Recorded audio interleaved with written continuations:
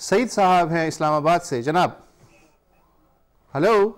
Hello, अस्सलाम वालेकुम जनाब। वालेकुम सलाम जनाब, फरमाइए।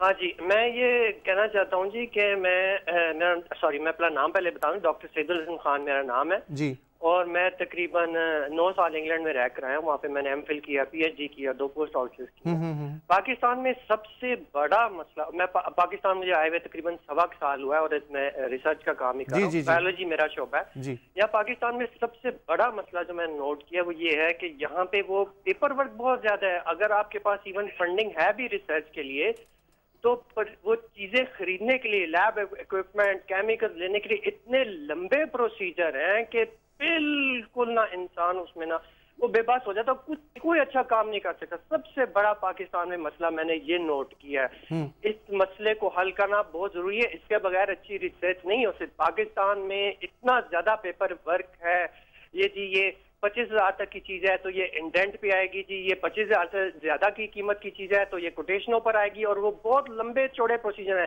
1 लाख से ज्यादा हो जाए तो वो जनाब वो उस पे आएगी, क्या कहते हैं वो, टेंडर होगा जी। लेकिन मेरा ख्याल है ये लंबे प्रोसीजर शायद इसलिए रखे गए हैं कि कहीं पैसे बीच में ना गायब हो जाए। नहीं, लेकिन सर इसके बगैर आप ये इनको कट शॉर्ट करना बहुत जरूरी है। आप सोच भी नहीं सकते कि पाकिस्तान में बाहर के मुकाबले में कितना ज्यादा पेपर वर्क है।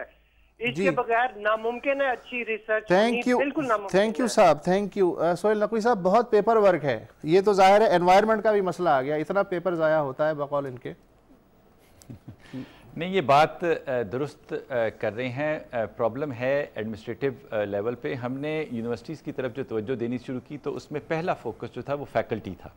फैकल्टी डेवलपमेंट कराई गई, प्रोग्राम किए गए। अब हमारी जो तवज्जो है वो गवर्नेंस और एडमिनिस्ट्रेशन की तरफ ज़्यादा आ रही है, क्योंकि मॉडर्न सॉफ्टवेयर्स हैं, प्रोक्योरमेंट प्रोसेसेस ऑटोमेट हो सकते हैं, जो एडमिनिस्ट्रेटिव स्टाफ है वो बेहतर तरीके से ट्रेन हो सकता है। तो हम ये इस चीज़ को बेहतर अच्छा सोहेल नकवी साहब, आपके पास बात ये है, आपके पास मॉडर्न बात ये है कि सॉरी मैं बात मुकम्मल कर लूँ। खुशाइन बात ये है कि एक इंग्लैंड के रिसर्चर पाकिस्तान आके रिसर्च कर रहे हैं, अब इनको हमें रखना है इधर, और ये एक चैलेंज है। आपके पास ज़ाहिर है सॉफ्टवेयर हैं, आपके पास वाइवा का निज़ाम है जिसकी बुनियाद पे आप पकड़ सकते हैं कि ये 2 नंबर थीसिस है या ओरिजिनल थीसिस, जैसे ये सब है, पकड़ लेते हैं आप। उसके बाद क्या होता है, टीचर्स सरके के जो ज़िम्मेदार टीचर हैं वो रिटायर होते हैं, बाकायदा उन्हें बेनिफिट मिल जाते हैं। कुछ पतली गर्दन वाले लोग हैं, उन्हें आप सस्पेंड कर देते हैं या उनका बर्खास्त कर देता है। एक यूनिफॉर्म सिस्टम नहीं है। आज भी कई केसेस हैं जिनके बारे में शदीद इल्ज़ामात हैं कि ये प्लेजरिज्म की वजह से, नक्काली की वजह से जो है वहाँ मौजूद हैं, लेकिन वो अपने बलबूते पे मौजूद हैं। ये भी तो है ना आपके जहन में, है बात या नहीं है?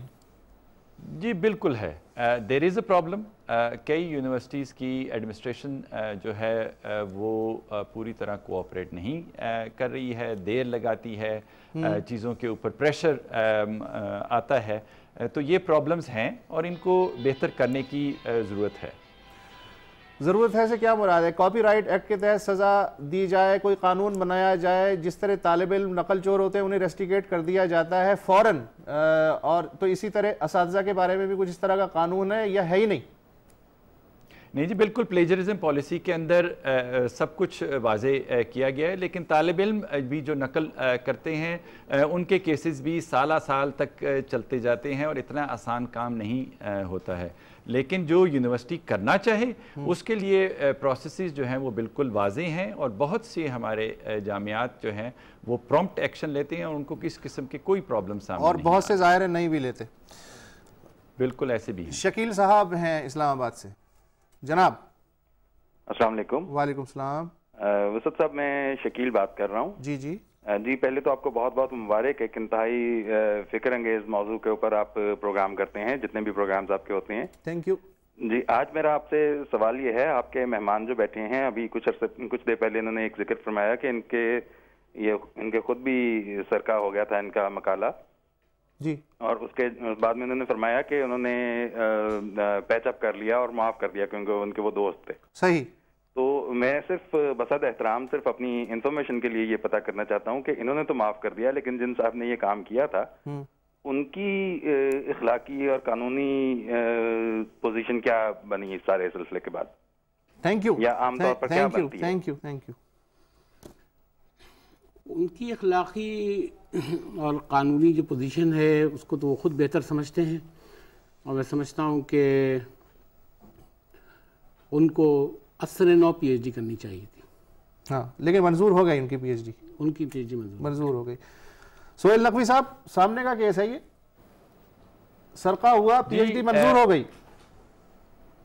नहीं, अब HEC ने जुलाई 1 2009 से एक बहुत ही स्ट्रिक्ट पॉलिसी अडॉप्ट की है कि ऐसी PhDs जो क्वालिटी क्राइटेरिया या मेयार के मुताबिक नहीं हैं, उनको HEC अटेस्ट नहीं करेगा, क्योंकि फाइनली जो लीगल डिग्री की रिकग्निशन पावर जो कानून ने दी है वो हायर एजुकेशन कमीशन को दी है। तो डिग्री दी भी जाए उसको गैर मंजूर करार दिया जा सकता है। और इसी तरह का केस एक और यूनिवर्सिटी में भी आया था कि एक PhD दी गई थी और वो बाद में साबित हुआ कि वो उन्होंने नकल की थी। हमने यूनिवर्सिटी को डायरेक्ट किया है कि आप ये जो डिग्री है इसको आप ख़त्म करें और इसको रिट्रैक्ट करें, ये डिग्री मंजूर नहीं होगी। ठीक है, हम इस वक्त वक्फे पे जा रहे हैं और वक्फे के बाद ये मौजू जारी है। वक्फा।